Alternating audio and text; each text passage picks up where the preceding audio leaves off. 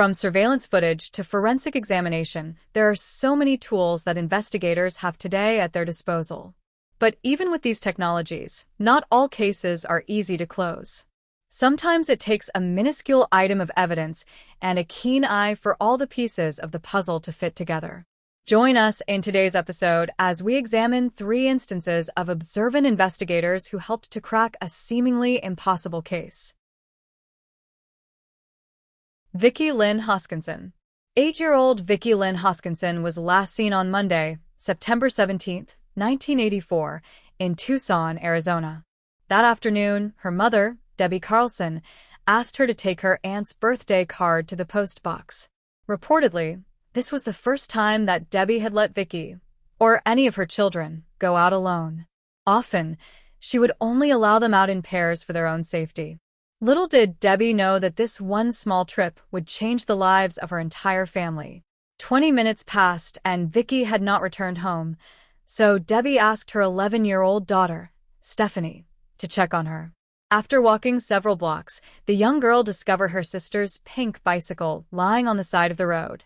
It was just 1 block away from her school, Homer Davis Elementary.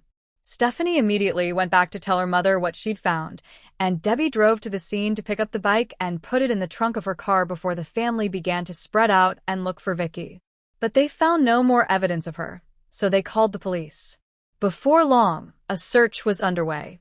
Flyers were being handed out, and Vicki's family was telling the police and reporters everything they knew.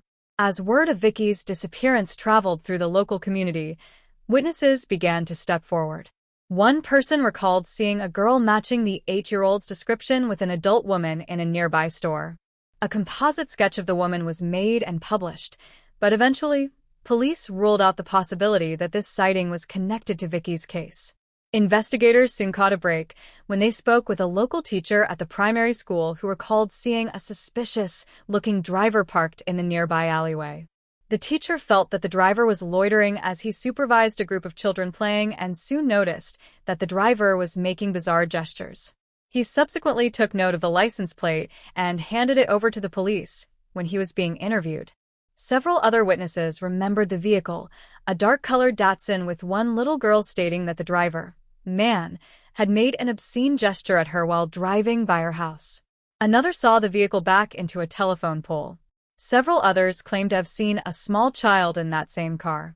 Tracing the license plate, authorities wound up on the doorstep of Frank Jarvis Atwood, a 28-year-old from Los Angeles, California.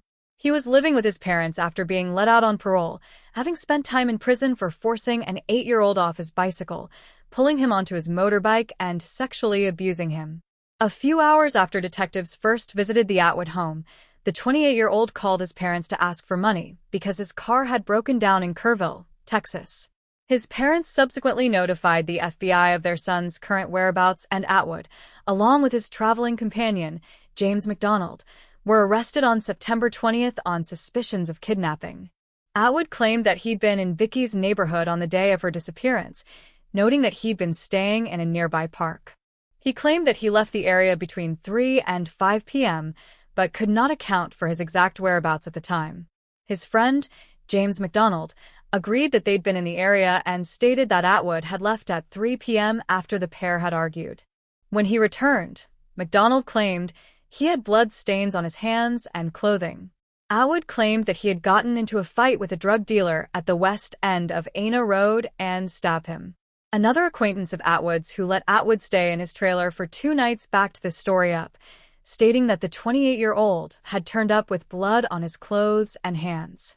Atwood had told the acquaintance that he had stabbed a drug dealer, and the acquaintance suggested he get rid of his clothes. This clothing has never been recovered. Upon closer inspection of Atwood's vehicle, detectives noted paint flecks on the front bumper. Accident reconstruction experts matched the paint to that on Vicki's bike, while damage to the car's gravel pan was consistent with one of the bike's pedals. Furthermore, nickel plating from the car's bumper was found on Vicki's bike, and a mailbox was found to be damaged at the site where the bike had been recovered, with investigators theorizing that Vicki's bike had been struck at a slow speed by Atwood's car.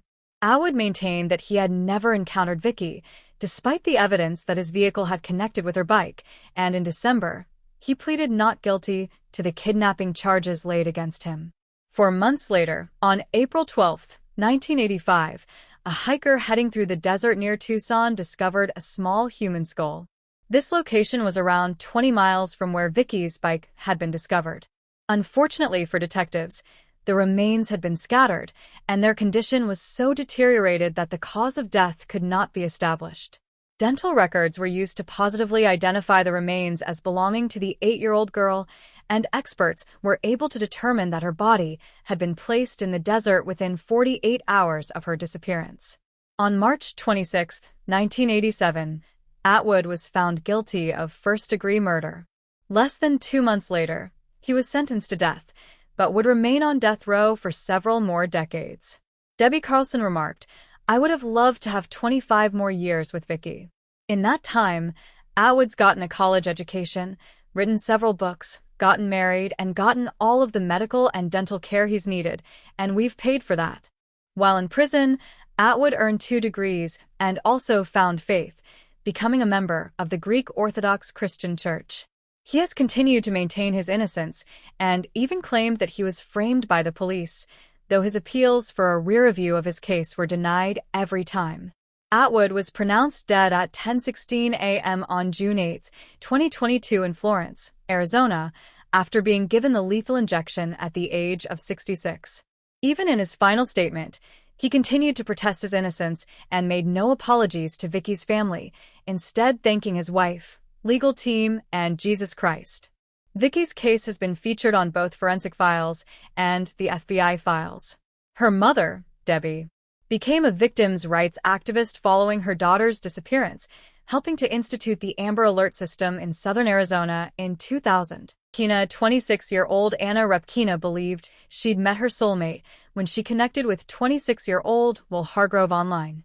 An Oregon native, Hargrove was living in the States but had an interest in all things Russian. After their first online meeting in 2016, their romance blossomed quickly.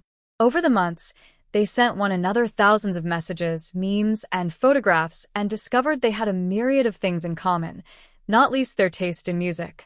Completely infatuated with Hargrove, Anna made the decision later that year to fly to the U.S.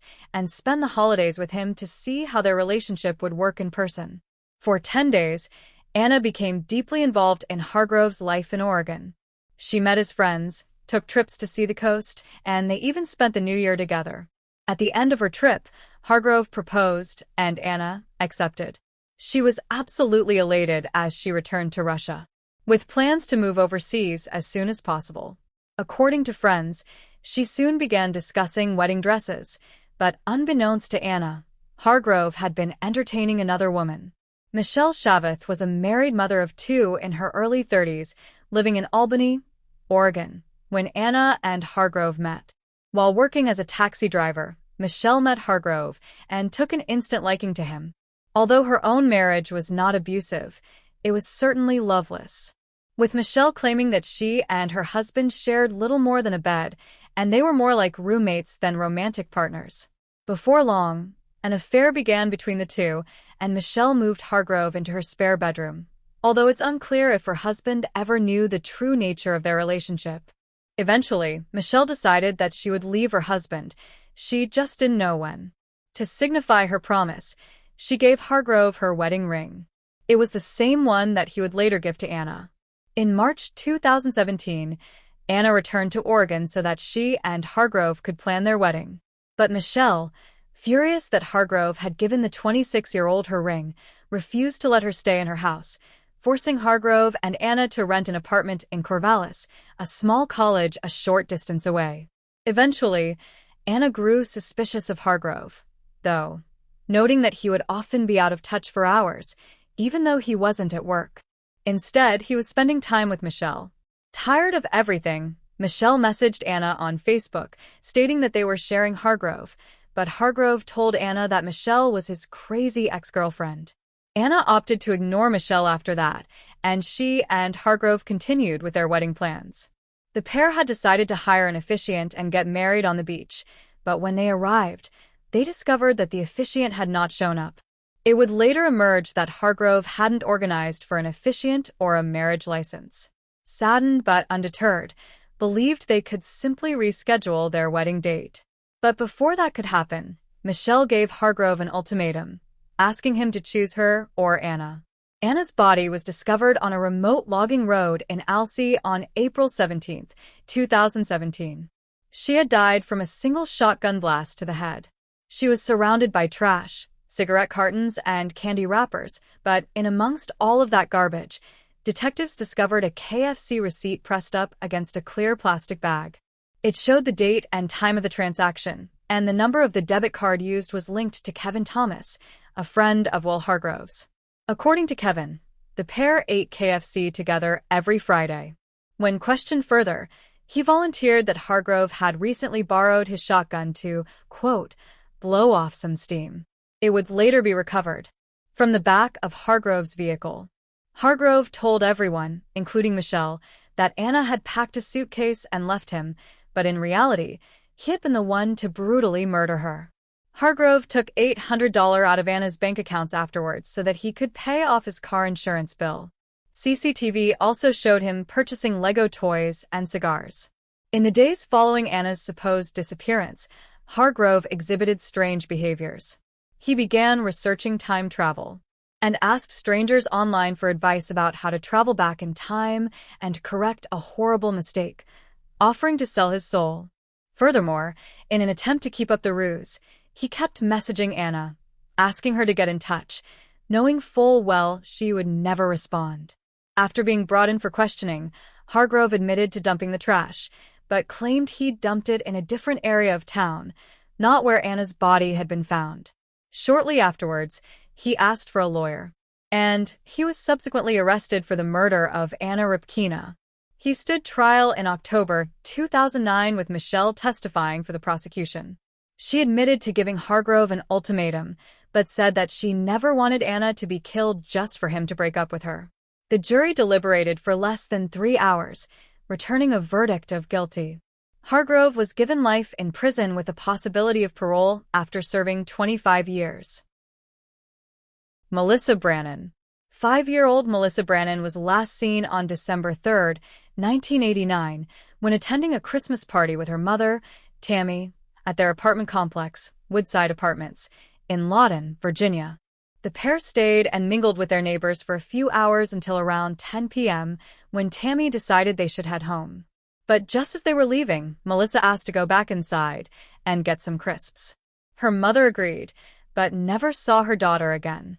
According to the Washington Post, Tammy began frantically looking around for Melissa and found a window open in a utility room, which prompted her to fear the worst and scream for help.